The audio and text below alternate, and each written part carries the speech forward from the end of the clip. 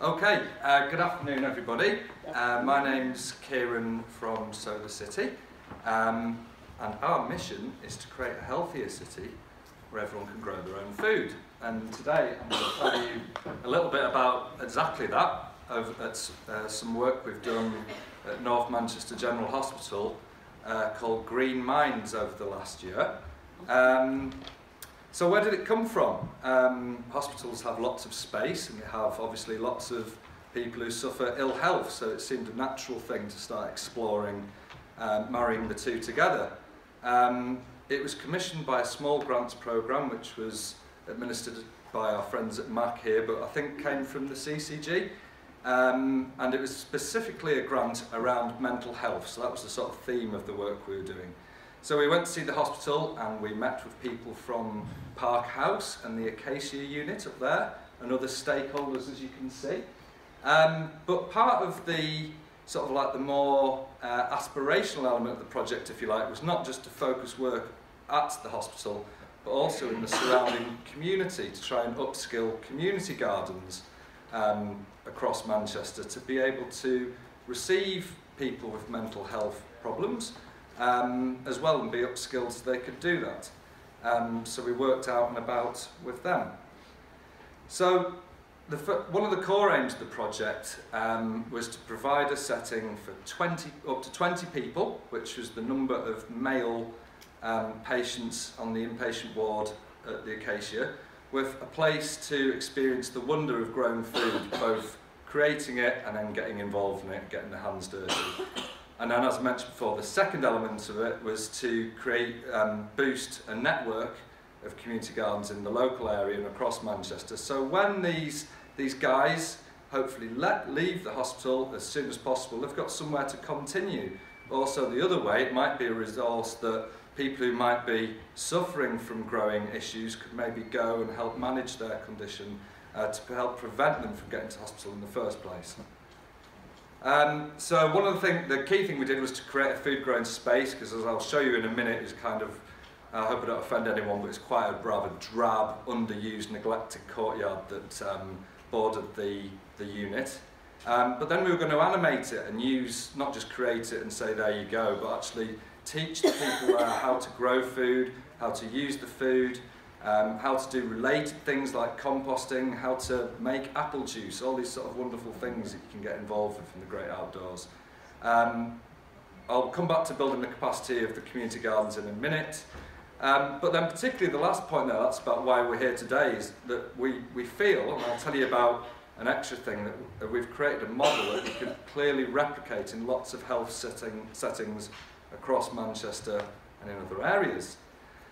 A bit about the evidence, of which there is stacks, and a particular piece I like is called the Biophilia Effects, and it's a great book that was written by a guy in 1984, and it's all about why inherently, and to do with evolution, human beings are just naturally aligned to being surrounded by greenery in the great outdoors.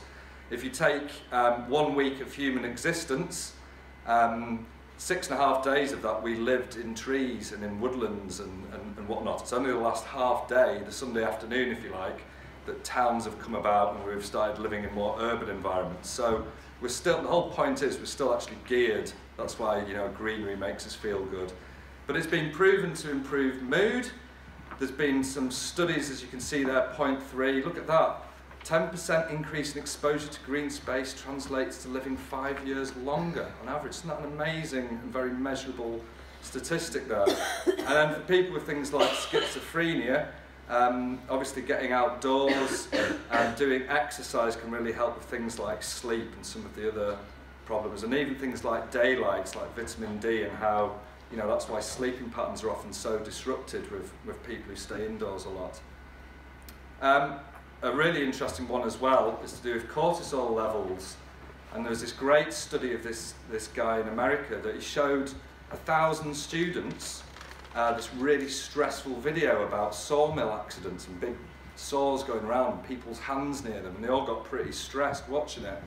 500 of them, he then showed some really nice green images of butterflies and forests, and the other 500 of them he showed like pictures of downtown Manhattan and taxis and hustle and bustle.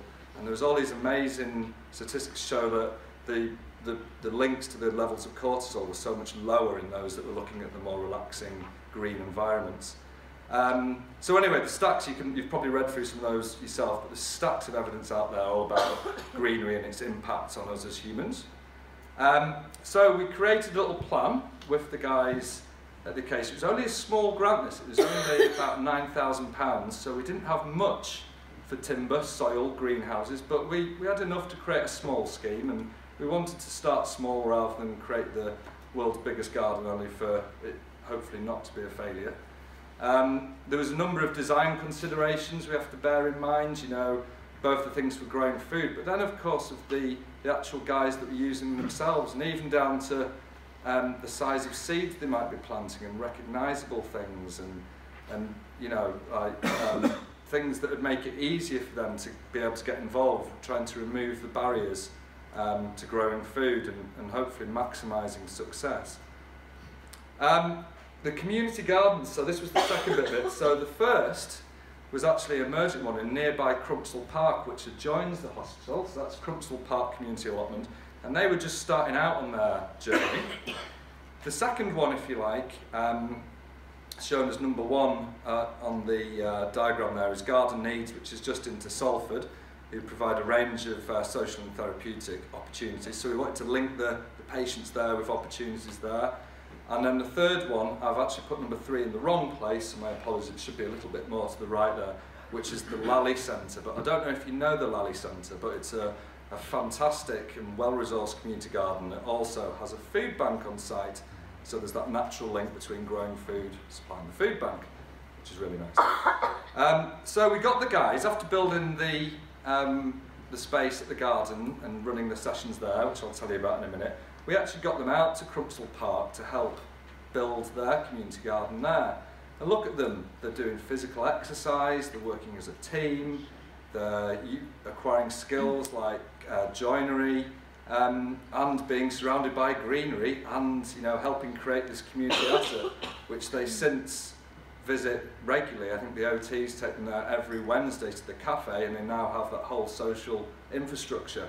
And this was when another sort of like legacy moment of this project was born, where we thought, well, these guys have skills, they asked us for jobs, they asked us for volunteering opportunities, so wouldn't it be fantastic to get them building garden infrastructure for North Manchester General Hospital, or potentially other health settings around the city, and we call it hospital beds. That was a really bad pun. Anyway, 2 minutes. So very quickly then, going back, this is them creating the garden at the Acacia. Managed to get 16 guys out of the 20 out there helping to build it, all doing different roles on the production line. And some of the guys there were telling me they hadn't been outside for longer than 20 minutes in 3 years, and they were out there for 4 hours moving soil. Thank God the veg grew, but we helped them. But it grew really well. This was thanks to some fantastic mushroom compost. But for those that didn't want to grow, we just got them involved in like labelling the site, or maybe doing, you know, building netting, little practical tasks. Herbs, you can see some of we got them making herbal teas out of those. Some of the produce, of which there was stacks, grew fantastically, as you can see. That's a repeat slide. These are one of these lovely sort of like some of the words we recorded from the evaluation forms, just how it made them feel. And then we started a referral system to community mental health teams, where we just trialled this, so that we've got a network of, you know, around 100 community gardens across Manchester. So do the community mental health teams know people that would benefit from joining them, and the whole sort of discussion around social prescribing and whatnot. So there you go, some numbers. We worked with 88 people, the health benefits are clear, and there's a national case study which is now on the website called Growing Health, so you can have a read of that. I've got a few copies if you're especially interested today.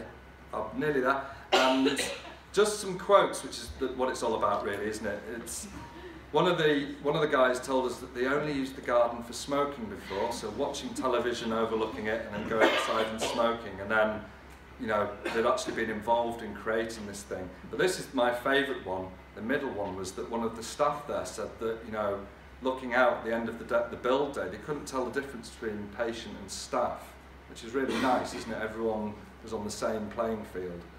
About there, yeah. So I'll let you read a few of those, but as I mentioned, this is largely around hospital beds as a continuation, hopefully. Thank you very much. Cheers.